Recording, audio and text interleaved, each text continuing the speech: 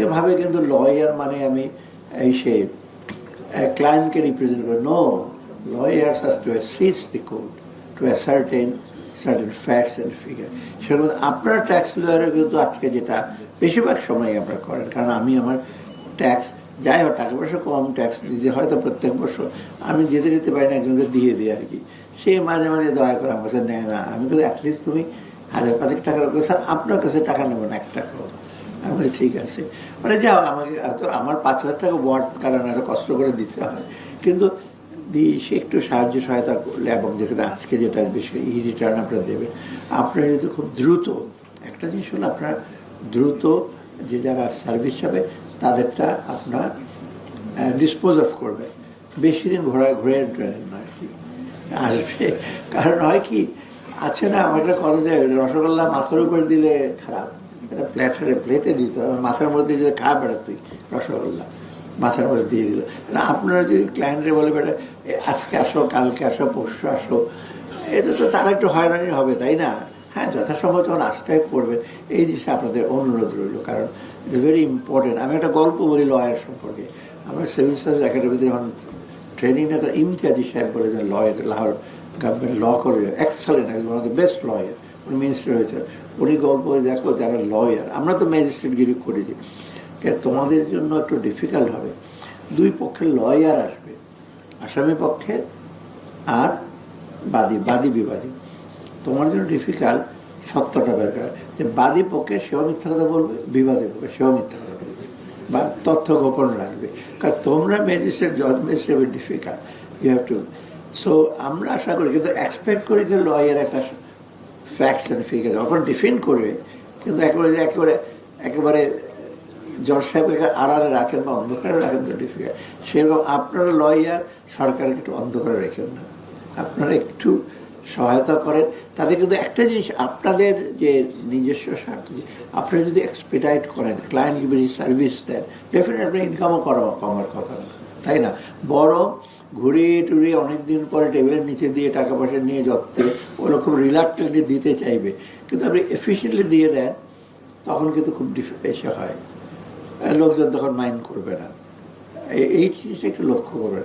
আমরা বলছি না আপনারা একেবারে প্রো বোনো করবেন, একেবারে কিছু টাকা পয়সা না নিয়ে করে দেবেন, সেটা তো সম্ভব না। আপনাদের লয়ার, সে আপনাদের চার্জ করবে, কিন্তু চার্জ করতে পারবেন যদি বেশি ভালো করে সার্ভিস দেন, কেউ মানা করবে না। ওই যে ড্রাজের যে আমি বললাম, আমার এক্সাম্পল, এই বসে বসে খুট করে, আমার অনেক বন্ধু বান্ধব আছে খুট করে কি লেখে টেকে, আমি বলছি এগুলো আমার সময় নাই, যদি পারি কিছু একজনকে একটা অনারিয়াম সম্মানই বলছে, আমি অবশ্যই ফিও বলি না, সম্মানই দিলাম। তাই আমি আশা করি, আমি একটু জিজ্ঞেস করলাম এনবিআর চেয়ারম্যানকে, আমরা কি একটু সুফলটা দেখতে পাবো, কারণ আমাদের ফেব্রুয়ারি মাস পর্যন্ত চলে যেত, এর আগে কিছুটা দেখে যাবে কিনা। কারণ চিফ অ্যাডভাইজার প্রায়, বিশেষ করে আমার সাথে যখন কথা কিছু কন্ট্রিবিউট করে যাই। আমরা কন্ট্রিবিউট করা মানে বাইরে অনেক বিরাট এসে আমরা হয়তো অনেকে চোখে দেখে না, করলেও দেখে যে কিছুই হচ্ছে না। আজকেও দেখলাম কোথাও একটা পেপারে, নাম বলবো না, ওই সবখানে দেখি হতাশা। উনি হতাশা দেখলেন, কিন্তু আসার কোথাও কিছু দেখলেন না মনে হয়, আমি জানি না সেগুলো দেখেছেন কিনা। অতএব আপনারা একটু আমাদেরকে একটু মানুষের জন্য আমরা একটু কিছু করে দিতে যাচ্ছি, এগুলো ইউ ট্রাই প্লিজ।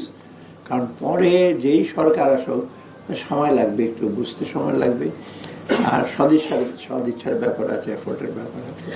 এগুলির মধ্যে যদি আমরা কিছুটা বাংলাদেশে আশার আলো দেখাতে পারে মানুষকে, এটা সার্ভিস সেক্টরে সবচেয়ে বেশি সেবার ব্যাপারে, মানে এত লোকজনকে ঘোরানো হয়। আমি নিজেও তো অনেক সময় আমি মাঝে মাঝে বলে দিই যে আগে যাই হোক উপদেশ হয়তো বলি না, আগে বলতে দিয়ে দাও না, ড্রাইভারকে বলি তুমি এগুলো ড্রাইভিং লাইসেন্স বা ইসে করার জন্য আমার কাছে বলে টলো না, লাগে কিছু দিয়ে টেয়ে চলে আসো।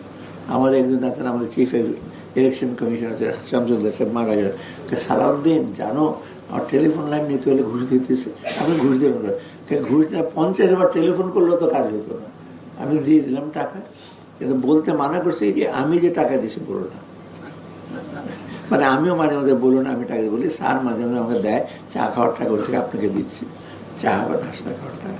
তো এইগুলি থেকে যেন আমরা নিস্তার পাই, সাধারণ মানুষ একটু কাইন্ডলি চেষ্টা করেন।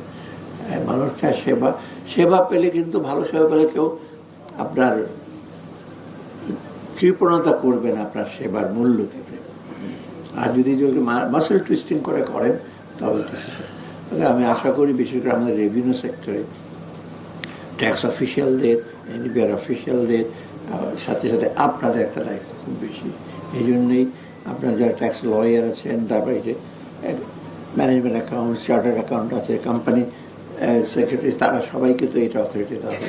আর আপনাকে তো দু একটা দাবি দেওয়া বলেছেন যে সে ফিঙ্গার টিপ যেন না দিতে হয়। আমি তো জিজ্ঞেস করছি, আচ্ছা উকিল দিলে তো উকিল একটা উকালতনামা দিতে হয় না, ফিঙ্গার টিপ না নেয়, কারণ আপনি যারটা করছেন তার একটু ভ্যালিডিটি অনেক সময় লাগে, সেটা অবশ্যই চেয়ারম্যান সাহেব দেখবেন লাগে কিনা। যদি না লাগে আপনারা, কারণ অনেক সময় কি অথরিটি দিয়ে দেওয়া ভালো, কিন্তু আমাদের দেশে পরে আমি আরেকটা ছোট্ট গল্প বলি। আমি একবার ফ্যামিলি নিয়ে আমি গেছিলাম ট্রেনে, প্যারিস ঘুরে আসার সময় টিকিটটা ইউজ করিনি।